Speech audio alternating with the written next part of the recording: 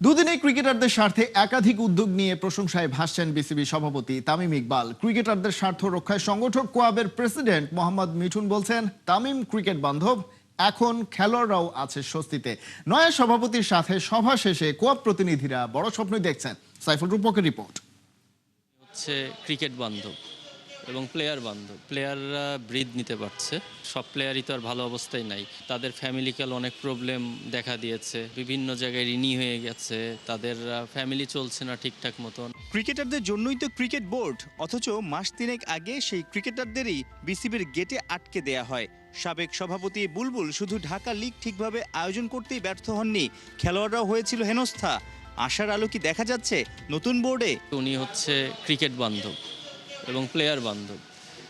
উনি ক্রিকেটের মঙ্গল চাই এবং প্লেয়ারদের পাশে থাকতে চাই। এখন প্লেয়াররা ব্রিথ নিতে পারছে, বিকজ মাঝে যে অবস্থাটা হয়েছিল, ঢাকা লিগ না হওয়াটা প্লেয়ারদের জন্য কতটা ক্ষতি সেটা খুব ভালোভাবে আপনিও জানেন। আমরাও আমাদের দিক থেকে চেষ্টা করেছি যে কিভাবে এটার দ্রুত সমাধান হয়। যদিও কিছুদিন আগেও আমাদের কাছে কোনো কনক্রিট সমাধান ছিল না, বাট আমরা তো এখন বলতেই পারি যে খুব দ্রুতই খেলা শুরু হয়ে যাবে ইনশাল্লাহ। তামিমের জানা আছে পাইপলাইন মজবুত হলে উপকৃত হবে জাতীয় দল। তাই তো প্রথম শ্রেণীর ক্রিকেটারদের আর্থিক ও মানসিকভাবে আরও চাঙ্গা করতেই বুধবার দ্বিতীয় বোর্ড মিটিংয়ে দারুণ সব উদ্যোগ নেন বিসিবি সভাপতি। এই বোর্ড এসে 2 দিনের মধ্যেই এই ডিসিশনগুলো নিয়েছে, যেটা আমাদের প্লেয়ারদের অনেক বছরের চাওয়া ছিল। আমরা আসার পরেও আমরা বোর্ড প্রেসিডেন্ট যখন যিনি ছিলেন তার কাছেও আমরা এই আবদারগুলো নিয়ে গিয়েছি।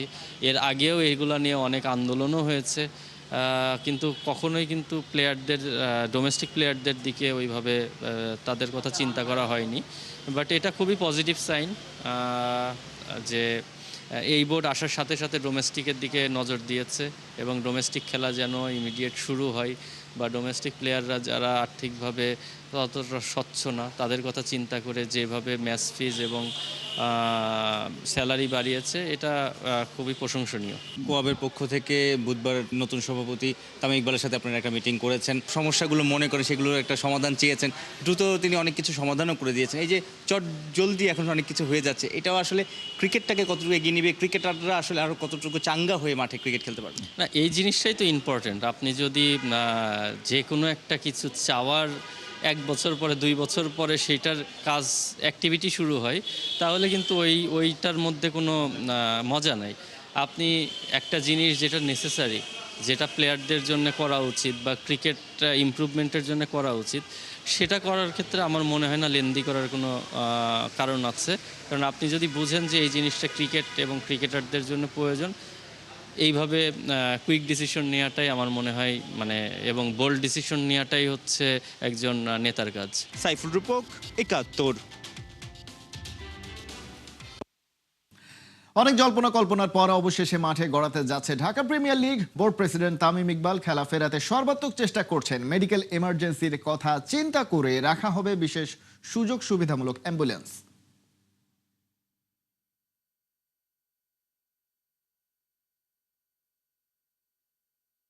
নেওয়ার জন্য প্রবলি খেলা 22 থেকে 25 তারিখের মধ্যে স্টার্ট হবে, এই মাসের। এরকম একটা ডিসিশন নেওয়া হয়েছে, বাট অফিসিয়ালি তারা আমাদেরকে সোমবারের পরে জানাবে, সোমবার দিন রাত্রে জানাবে। আমাদের মেডিকেল জায়গা থেকে কিভাবে আরেকটু সাপোর্ট দেওয়া যায়। তো আমাদের প্রেসিডেন্ট আমাদেরকে কনফার্ম করেছেন যে মেডিকেলের যেটা ব্যাপার সেটা হচ্ছে অ্যাম্বুলেন্স, যেটা আইসিইউ সাপোর্ট থাকবে, এই ধরনের একটা অ্যাম্বুলেন্স দেওয়ার চেষ্টা করবেন যদি অ্যাভেলেবেল সেই ফ্যাসিলিটিটা ইনশিওর করতে পারেন। যদি সেটা নাও হয়, কীভাবে ম্যাক্সিমাম বেনিফিটটা বা আমাদের ওই মেডিকেল পয়েন্ট অফ ভিউ থেকে দেওয়া যায় সেটার চেষ্টা করবেন। এটা একটা কমিশন উনি করেছেন। পাশাপাশি আর্থিক ব্যাপারটা এখানে শিওর করা হয়েছে। আর ডেটের ব্যাপারটা, এটা একটা অ্যাপ্রক্সিমেট ডেট দেওয়া হয়েছে, যেটা হয়তো বা আরেকটু আলোচনা সাপেক্ষে ওনারা জানাবেন। লড়াই নেমেছে সারা দেশে 350 স্কুল। আগামী শান্ত হৃদয় হবার স্বপ্ন 8,500 খুদে ক্রিকেটারদের চোখে মুখে। প্রাইম ব্যাংক লিমিটেড স্কুল ক্রিকেটারদের পাশে। গত আসরের মেধাবীদের বৃত্তি দিয়েছে, ওদের সব দেখাশোনাও করতে চায় স্কুল ক্রিকেটের পৃষ্ঠপোষক প্রতিষ্ঠানটি। নাহিয়ান বিন জসিমের রিপোর্ট। হৃদয় কিছুক্ষণ আগে আমাকে বলছিল যে আমি কিন্তু school cricket legend. Towhid Hridoy নিজেকে স্কুল ক্রিকেটের লেজেন্ড ভাবেন। এমন দুষ্টুমিতে হাসির রোল প্রেস কনফারেন্স হলে। গোপন কথাটা ফাঁস হয়ে যাওয়ায় একটু লজ্জাই পেলেন। কিন্তু হৃদয় ঠিকই জানেন স্কুল ক্রিকেট সত্যি কতটা গুরুত্বপূর্ণ ভূমিকা রেখেছে আজকের তাওহিদ হৃদয় হয়ে উঠতে। এখন ওরাও হৃদয়ের মতোই স্কুল ক্রিকেট দিয়ে ফোকাসে আসার স্বপ্ন দেখে, বিশ্বাস চোখে মুখে। প্রাইম ব্যাংক স্কুল ক্রিকেট আবারও মাঠে গড়িয়েছে। টেস্ট ক্যাপ্টেন নাজমুল শান্তও হতে পারেন ওদের বড় অনুপ্রেরণা। লাকিলি আন্ডার 17 সময় স্কুল ক্রিকেটের একটা টুর্নামেন্ট বাইরে খেলতে যাওয়ার একটা সুযোগ হয়েছিল। সো থ্যাঙ্কস টু বিসিবি যে ওই সময় আমাকে অপরচুনিটিটা দিয়েছিল। তো ওই সময় একটা টুরই হয়েছিল কেরালাতে, দেশের বাইরে। সো ওই টুর্নামেন্টটা আমার মনে হয় যে খুব ইম্পর্টেন্ট ছিল আমার ক্যারিয়ারের জন্য, কারণ ওই টুর্নামেন্টে আমি বেস্ট প্লেয়ার হয়েছিলাম। সো তারপরে ওইখান থেকে এজ লেভেলে আন্ডার 18-এ আসার পরে কিন্তু খুব তাড়াতাড়ি আন্ডার 19-এ সুযোগ হয়েছিল। সো আমি মনে করি যে স্কুল ক্রিকেটটাকে খুব বড় করে দেখা উচিত। এটা এমন একটা টুর্নামেন্ট যে এখান থেকে অনেক প্লেয়াররা উঠে আসে এবং ভবিষ্যতে উঠে আসবে। আমি চাই বা আমরা চাই যে এই টুর্নামেন্টটা যেন বৃষ্টির সিজনে না হয়ে যদি একটু আগে করা যেত তাহলে প্লেয়াররা সব ম্যাচ খেলতে পারতো। আমি আমার বগুড়ার আমার স্কুল 2টা কি 3টা টসে চলে গিয়েছিল, যেটা আসলে কিছু বলা থাকে না। স্কুল ক্রিকেট আর প্রাইম ব্যাংক যেন এক সুতোয় গাঁথা, বিসিবির সঙ্গে একযোগের পথ চলা। শুধু স্কুল ক্রিকেট স্পন্সর না, মেধাবী ক্রিকেটারদের স্কলারশিপও দিল ব্যাংকিং সেক্টরের অন্যতম top performer prime bank limited. শুধু ছেলেদের না, মেয়েদের স্কুল ক্রিকেটটাও তারা চালু করতে চায়। এবছর আমরা 25,000 টাকা বাড়িয়ে 1,20,000 টাকা করেছি, এবং এটা আমরা ওনাদেরকে দিচ্ছি অ্যাকাউন্টের থ্রুতে, বেসিক্যালি অ্যাজ এ মোটিভেশন টুল। আরও বেশি দিতে পারলে ভালো হতো, বাট আমরা গ্র্যাজুয়ালি জিনিসটাকে বাড়াচ্ছি। বাট যেটা বললাম যে এবছর আমরা অ্যাডিশনালি একটা ইনকিউবেশন প্রোগ্রাম প্ল্যান করছি, যে ওনাদেরকে সারা বছর other equipments and gear facilities support যদি দেওয়া যায়, will continue to giving so. এখান থেকে যারা ভালো করেন তারা কিন্তু পরবর্তী এজ গ্রুপে চলে আসে। সো কেউ আসলে মিসড আউট হন না। যারাই ভালো করেন, আমাদের সিলেক্টররা সবাই কম বেশি খেলা ফলো করেন।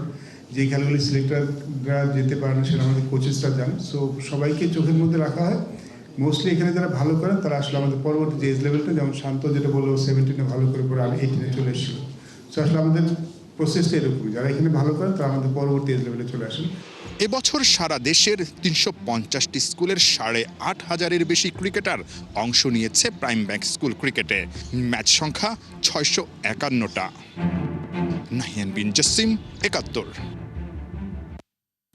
নিজের জীবনের কঠিন এক সত্য এবারে সামনে আনলেন আফগান লেগ স্পিনার রশিদ খান। যে লাইন লেন্থ ছিল তার বড় অস্ত্র, সেটাই হয়ে যাচ্ছে নড়বড়ে। তার কারণ একটাই, পিঠের ইনজুরি। সেটার সাথে যুদ্ধ করেই খেলে যাচ্ছেন, তবে ডাক্তাররা বলে দিয়েছেন ওটা আর তাকে ছেড়ে যাচ্ছে না। তাই ক্রিকেটটাই ছেড়ে দেয়া হবে বুদ্ধিমানের কাজ। রিপোর্টে বিস্তারিত। বিশ্বকাপের বছর 2023। তার পড়ন্ত সময়ে প্রথম এলো দুঃসংবাদটা। রশিদ খান বেশ বাজে ধরনের ইনজুরিতে পড়েছেন, সার্জারি লাগবে। মেডিকেল সায়েন্স কিংবা ক্রিকেট কোনোটাই যারা ঠিকঠাক বোঝেন না তাদেরও হয়তো এটা জানা তিনি লম্বা সময়ের জন্য মাঠের বাইরে যাচ্ছেন। লোয়ার ব্যাকের ওই ইনজুরির কারণে কিছুদিন বিশ্রামে যেতে হয়েছে ঠিকই, কিন্তু তাতে লাভ কতটা হলো তা বোঝা মুশকিল। কারণ দুনিয়ার সেরা অলরাউন্ডারের একজন, সময়ের অন্যতম সেরা লেগ স্পিনার, আফগান ক্রিকেটের সবচেয়ে বড় আইকন রশিদ খান সার্জারির টেবিল থেকে যখন ক্রিকেটের মাঠে ফিরলেন তখন সব যেন এলোমেলো। এতদিন যে গল্প বলেননি কারো সামনে, সেটাই যেন এবার উগরে দিলেন জিও হটস্টারকে। আফগান ক্যাপ্টেন বলছিলেন সার্জারির পর নিজের বোলিং নিজের কাছেই যেন অচেনা লাগছিল। যে লাইনার লেন্থে বল করতে পারাই তার মূল শক্তি, সেটাই পারছিলেন না। পায়ের ল্যান্ডিং থেকে বোলিং অ্যাকশন সবই তো আগের মতোই, তবু যেন কোথায় কেটে যাচ্ছে সুর তাল লয়। সেই ছন্দটা যদি খুঁজে না পাওয়া যায় তবে তো সাড়ে সর্বনাশ। নতুন টেস্ট স্ট্যাটাস পাওয়া আফগানিস্তান বছরে আর কটাই বা ম্যাচ খেলে। এর আগে জিম্বাবুয়ের বিপক্ষে 2025-এর জানুয়ারিতে আরও একবার লাল বলে তারা নামতে যাচ্ছে আগামী জুনে মুলানপুরে ভারতের বিপক্ষে। এই যে দীর্ঘ গ্যাপ, সেটা কিন্তু আফগানদের টেস্ট ম্যাচের সংখ্যা কম বলে নয়। রশিদ এই গ্যাপটা দিচ্ছেন কারণ ডাক্তারের কড়া মানা। লোয়ার ব্যাকের ওই স্থায়ী ইনজুরি নিয়ে বছরে একটার বেশি টেস্ট ম্যাচ খেলার কথা ভাবাও যাবে না। রশিদ অবশ্য গ্যাপ দিয়ে খেলছেন, কিন্তু তাতেও কাজ হচ্ছে না। হবে কি করে? রশিদ নিজেই করেছেন রহস্যের কিনারা। বলছিলেন জিম্বাবুয়ের বিপক্ষে তিনি ৬৭ ওভার বোলিং করেছেন এক ম্যাচেই। ব্যাক ইনজুরি নিয়ে যদি কারো এমন করতে হয় তাহলে তো হলোই। আবার তার লেভেলের একজন বোলারের কাছ থেকে আফগানরা নিশ্চয়ই সেই সার্ভিসও চাইবে। রশিদ বলছিলেন ওয়ানডেতে ১০ ওভারের চাঙ্ক পূরণ করা তার জন্য কোনো সমস্যা নয়, কিন্তু এর বেশি হলে পুরনো ব্যথাটা গড়বড় করে দেবে সব হিসেব। জোর খাটিয়ে খেলতে গেলে ক্রিকেটটাই ছাড়তে হবে। না, রশিদ ক্রিকেট ছাড়তে চান না, অন্তত খেলতে চান ২০২৭ বিশ্বকাপ পর্যন্ত। তার আগে ডাক্তারের কাছ থেকে সাবধান বাণী আসলে সেটা তো গুরুত্ব দিতেই হবে। তাই তো আগামী জুনে ভারতের বিপক্ষে আফগানরা ঠিকই খেলতে নামবে সেই ঐতিহাসিক টেস্ট। তবে সেখানে হয়তো থাকবে না একটা নাম, এবং বহু কাঙ্ক্ষিত সেই নাম রশিদ খান। খালিদ জামিল, ৭১। দরজায় কড়া নাড়ছে ফুটবল বিশ্বকাপ। কোটি কোটি সমর্থক অপেক্ষায় প্রিয় দলের জন্য গলা ফাটাতে নিজ নিজ জার্সি পরে। দ্য গ্রেটেস্ট শো অন আর্থের এবারের আসর নর্থ আমেরিকায়, তবে তার উত্তাপ এসে ধাক্কা দিতে শুরু করেছে বাংলাদেশেও। মাস দুয়েক আগেই জার্সি প্রস্তুতকারী প্রতিষ্ঠানগুলো মহা ব্যস্ত ফ্যান এডিশন জার্সি বানাতে। ধারণা করা হচ্ছে আগের সব রেকর্ড ভাঙবে এবারের বিশ্বকাপ। এরই মধ্যে চাপ এতটাই বেড়েছে বন্ধ করা লাগতে পারে নতুন অর্ডার নেয়া। হাসান সজীবের রিপোর্ট।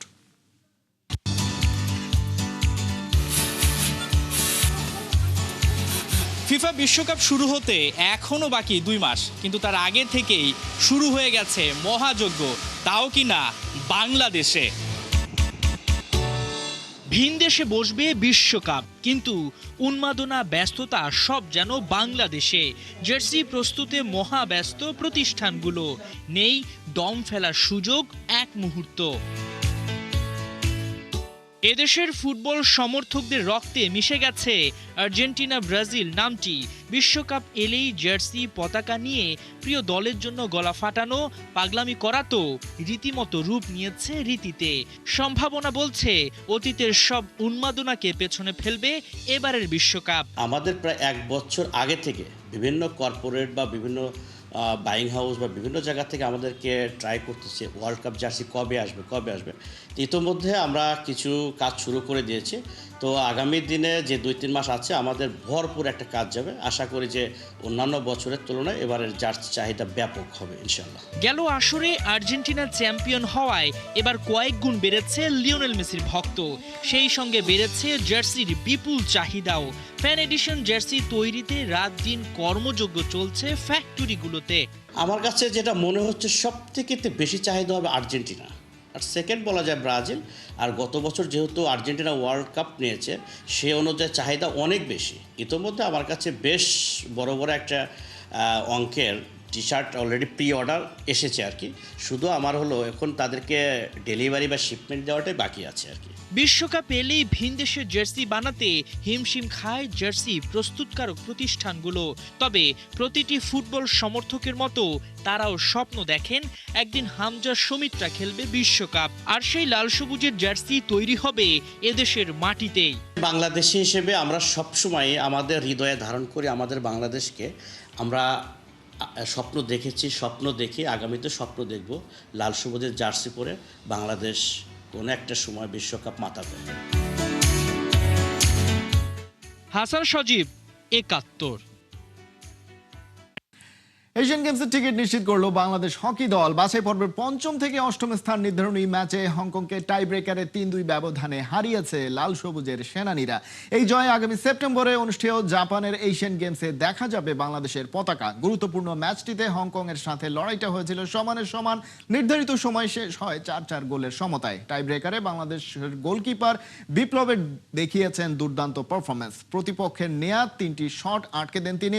হংকং এর কাছ থেকে ম্যাচটি শেষ পর্যন্ত ৩-২ ব্যবধানে জিতে নেয় বাংলাদেশ। চাইনিজ তাইপের বিপক্ষে ৪-৩ গোলের জয় নিয়ে বাছাই পর্ব শুরু করে বাংলার হকি টিম। দ্বিতীয় ম্যাচে শ্রীলঙ্কার কাছে হেরে হোঁচট খেতে হয়। সেমিফাইনালে উজবেকিস্তানের কাছে ১-১ গোলে ড্র করায় বি গ্রুপে তৃতীয় দল হয় বাংলাদেশ। হংকংকে হারিয়ে ১২তম বারের মতো এশিয়ান গেমস খেলতে যাচ্ছে লাল সবুজের দল।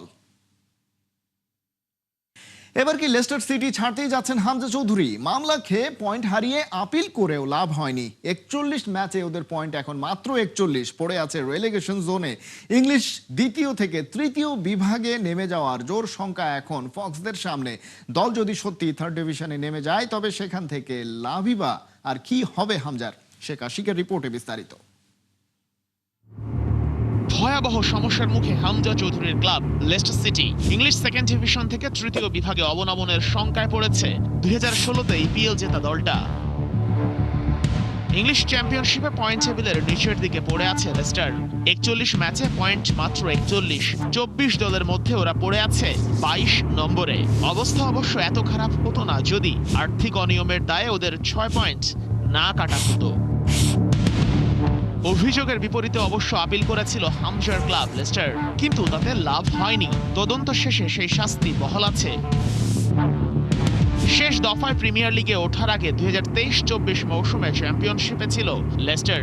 ওই মৌসুম পর্যন্ত 3 বছরের লাভ ও টেকসই নীতি ভঙ্গের অভিযোগে গত বছরের মে মাসে প্রিমিয়ার লিগ ক্লাবটির বিরুদ্ধে মামলা করে। এরপর রায়ের সিদ্ধান্তে লেস্টারের 6 পয়েন্ট কাটা হয়, আর এতেই হামজারা টেবিলের 17 নম্বর থেকে নেমে যায় 20-এ। সেফ জোনে থাকতে হলেও এখন লেস্টারের অন্তত আরো একটা পয়েন্ট দরকার ছিল।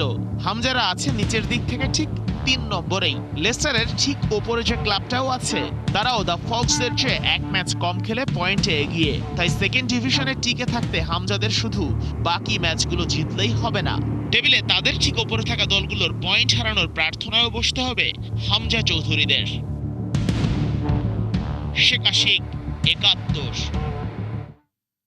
এই ছিল এখনকার খেলা যোগে। সরাসরি সংবাদ অনুষ্ঠান দেখতে চোখ রাখুন 71-এর ফেসবুক পেজে এবং সাবস্ক্রাইব করুন 71-এর ইউটিউব চ্যানেল। 71-এর সাথেই থাকুন।